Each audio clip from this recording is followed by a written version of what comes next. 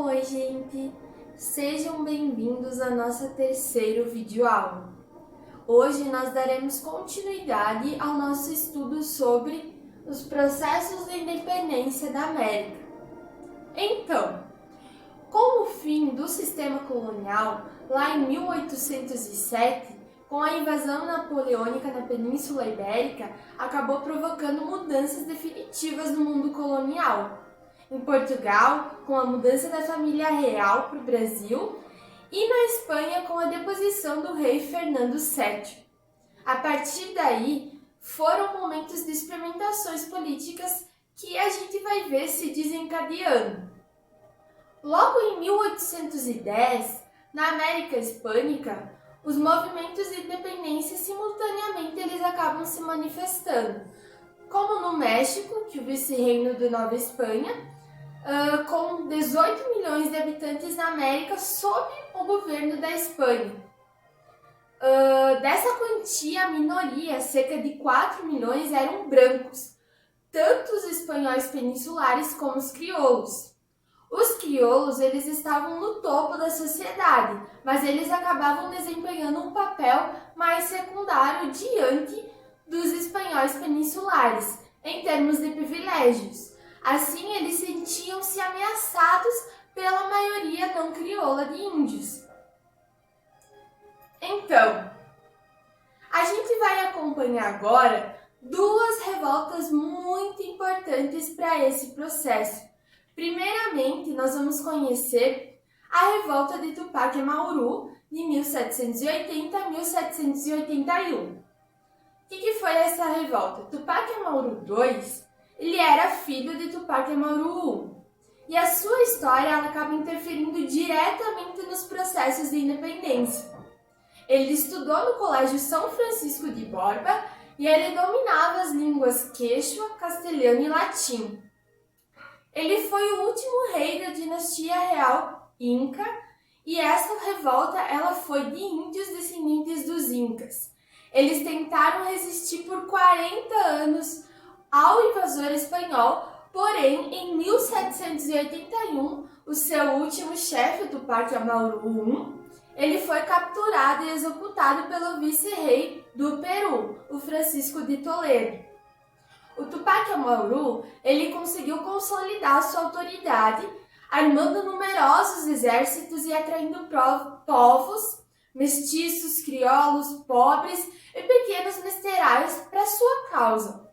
Apesar do sistema colonial hispânico desagradar uma boa parte da população que sofria com as mortes e outros problemas graves, ainda assim existiam alguns que aceitavam os acordos dos espanhóis.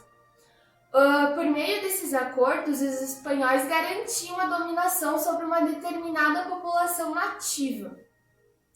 O Tupac Amaru, ele estudou e aprendeu sobre algumas ideias iluministas que acabaram inspirando ele a iniciar uma revolta contra os espanhóis. A rebelião em si, ela começou com a execução de um dos chefes espanhóis da administração colonial e continuou com milhares de mestiços, índios, escravos e colonos pobres se recusando a obedecerem às exigências e os tributos da coroa espanhola. E assim, com o tempo, as suas ideias acabaram se espalhando e os espanhóis tiveram que agir. Assim, um ano depois, após o início dessa revolta, o Tupac Amaru II ele foi capturado, julgado pelas autoridades espanholas e ele foi considerado culpado. Ele teve a sua língua cortada cruelmente e o seu corpo arrastado por uma tropa de cavalos para que servisse de exemplo aos outros rebeldes que tentassem continuar com essa rebelião. Muito triste a história de Tupac Amaru, mas ele foi muito importante para esse processo de independência de alguns países. Agora nós vamos conhecer a segunda revolta, que é a revolta dos comuneros lá em 1781 também. Em 1781, esse movimento organizado pela população do vice-reinado de Nova Granada tentou dar fim à dominação espanhola na região. Contando com o apoio de amplos setores daquela sociedade colonial, esse movimento ele contou com o auxílio de índios, mestiços e crioulos. Esses crioulos são os filhos espanhóis nascidos na América.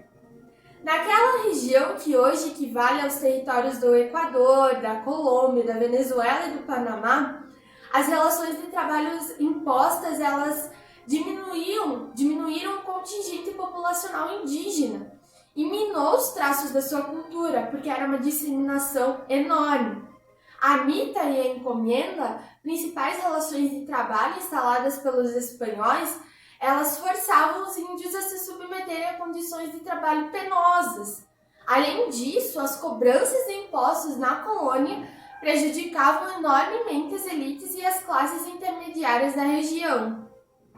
Lá no ano de 1780, essas insatisfações contra a coroa espanhola, elas acabaram aumentando, quando a coroa espanhola decidiu aumentar os impostos cobrados sobre os colonos.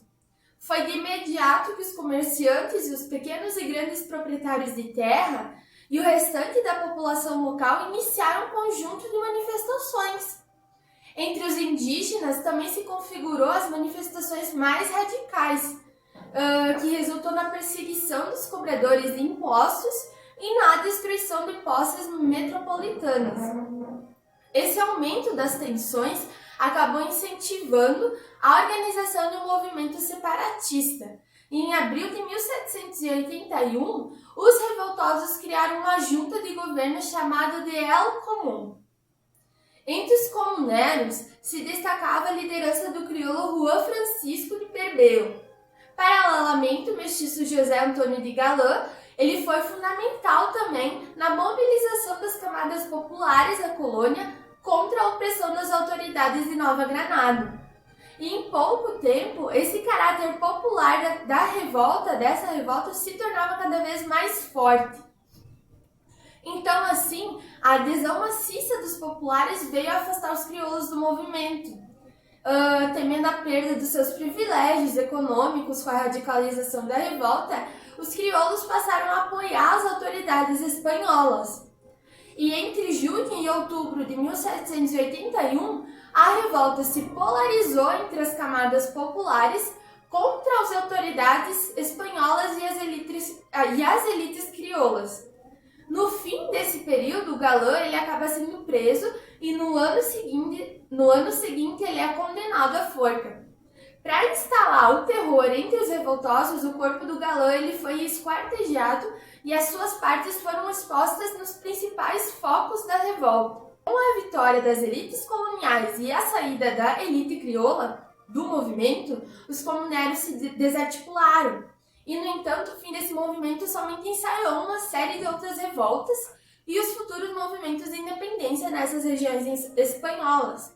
Então, esses dois movimentos são fundamentais para a gente compreender o início dessas revoltas que vão acabar tendo como resultado as independências de vários países. Mas antes, a gente precisa compreender esses dois modelos de revolução que tiveram uma influência diretamente na independência da América. A compreensão de como ocorreram as independências na América Espanhola é partindo do momento de quebra da dominação política exercida pela metrópole sobre as colônias, que vai desencadear no nascimento dos estados nacionais.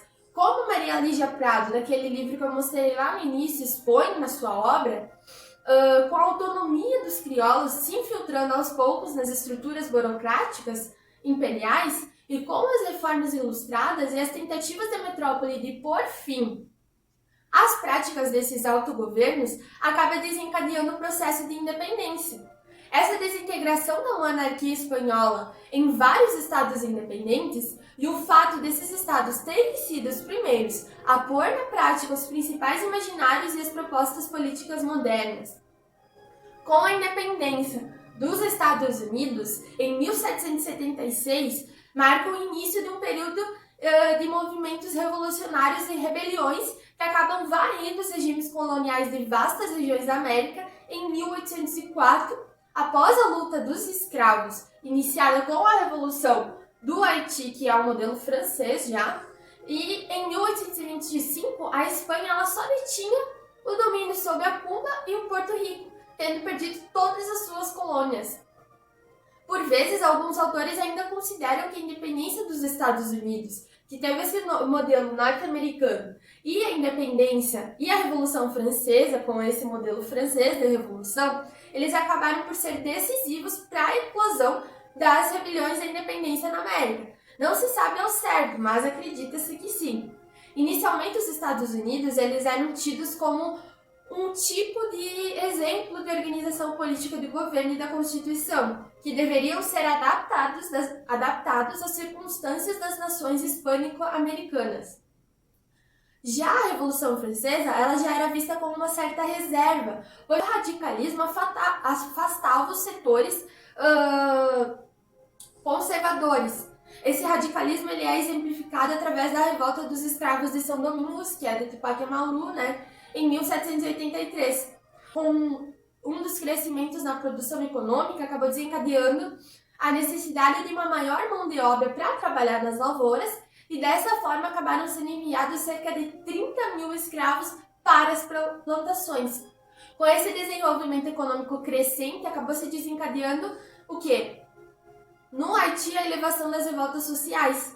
A relação dos comerciantes e dos financiadores franceses sempre foi conflitante, já que quanto mais prósperos os plantadores, mais dependiam das capitais metropolitanas, Logo, eles desejavam maior autonomia.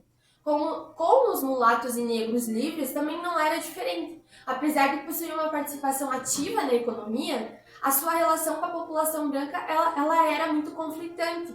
E mesmo com as elites tentando impedir a ascensão dos indivíduos com antepassados escravos, eles acabavam tendo acesso a ideias revolucionárias, porque eles tinham dinheiro para estudar e isso desencadeava a luta nos movimentos em prol dos direitos dos negros. Dessa forma, cientes que eles deveriam ser tratados com igualdade, os negros eles se organizavam e em Paris eles criaram a Sociedade Amigos dos Negros, essa sociedade de prestígio onde eles lutavam em favor dos seus direitos. Assim, com as condições turbulentas criadas pela Revolta de Paris, facilitou para que os escravos se rebelassem contra os senhores e exigissem o fim da escravidão. E após muitas alterações políticas na França, se conquista a independência do Haiti em 1804.